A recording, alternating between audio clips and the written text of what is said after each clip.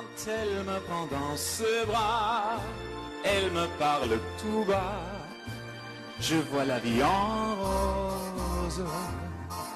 Elle me dit des mots d'amour, des mots de tous les jours, et ça me fait quelque chose. That just puts me in a great mood. That is Matt Mardini, Syrian crooner, immigrated to Canada quite a few years ago, and joining us on the show to talk about his experience living in Syria and, of course, his experience here in Montreal. Matt, welcome to the show. Great to have you here. Thank you for having me. Thank you so much. Take us back to living in Syria before the war. What was life like for you?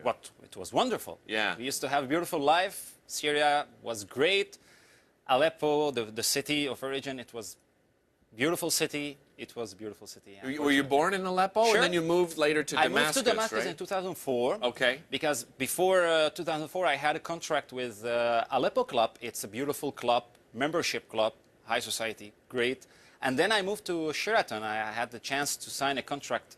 It starts with 6 months, but it lasts for 8 years. So I started in Sheraton 2004 until 2012, the year that I moved to Canada. What a great experience that Beautiful must have experience. I used to sing every single night, every single evening. I used to live at Sheraton. And even when I got married, they give me a suite to stay there. Nice. Exactly. So let's talk about your inspiration to get, who introduced you to music? How did you fall in love with music? Actually, it was accidentally. I was replacing a friend who happens to get an accident before 2 weeks before the Christmas choir. Okay. So a friend of mine, he's the leader, he told me, Matt, you just have to sit, to stand, and to lip syncing. Don't sing, because before that... He told you not don't to sing. ever, just lip syncing, you know, lip syncing.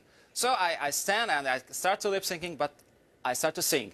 I don't know. So he listened to my voice, he told me, you are a good singer, you have to sing a solo. And this is what happened. In 1995, I started my music career, let's say my music life, with Silent Night during Christmas. Beautiful. What brought you to Canada after? Actually, as I told you, we were at the hotel. I got married. I stayed at the hotel. 2011, the event started in Syria. So there was a huge bombing, 23rd of December. The hotel shakes. My wife, Canadian, Syrian, I met her during her visits she was visiting friends. So she told me, see what's happening, we have to move. And we decided to move to Canada. And what was the integration like for you moving to Canada? In Montreal specifically. For me, moving from Aleppo to Damascus, it's kind of internal immigration.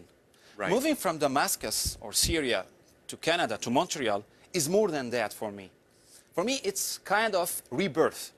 Really? You reborn again. Your mother gonna stay there. You're gonna love your mother all your life. Of course. Syria, I love Syria.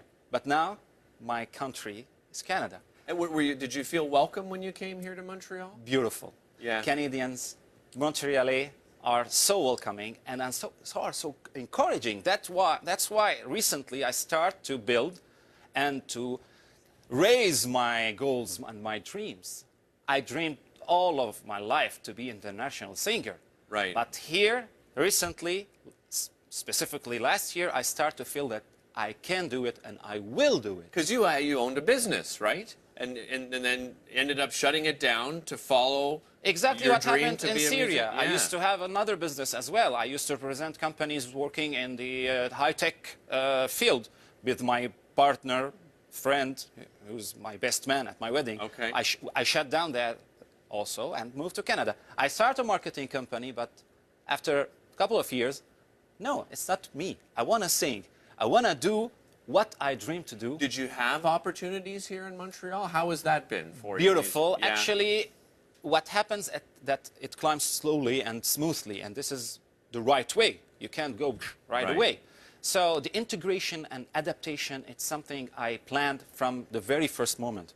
I start to read about my new home, and I get experience from my wife. She studied here. She was here from 1990.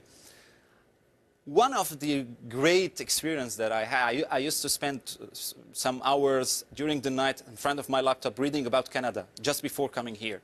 The former Prime Minister, Jean Chrétien, he said, I will quote exactly what he said, Canada est le plus meilleur pays au monde. I told my wife, why are you saying that? He told me, you're going to go there, you're going to discover. Yesterday, 8th of March, it was the International Women's Day. Happy International Women's Day for all the women. But it was my fifth anniversary, arrival anniversary. Happy anniversary. Thank you. It's great to have you come here to our community. And as you said, I mean, we've run out of time, but I want to make sure people know where they can find you, because you are performing here in Montreal Every on a week regular I basis. perform at Les Trois Tilleuls, and I'm having great time since 2 years until now at Les Trois Tilleuls, Saint-Marc-sur-Richelieu. What days are you performing? Saturday, and I'm doing also Thursday, Saturday during the summer. Excellent. And I should mention that your parents have come over as well Thanks as refugees, to the refugee right? program, Last and year. this is a great. I thank every single Canadian who opens his heart, and some Canadians open their home to receive refugees.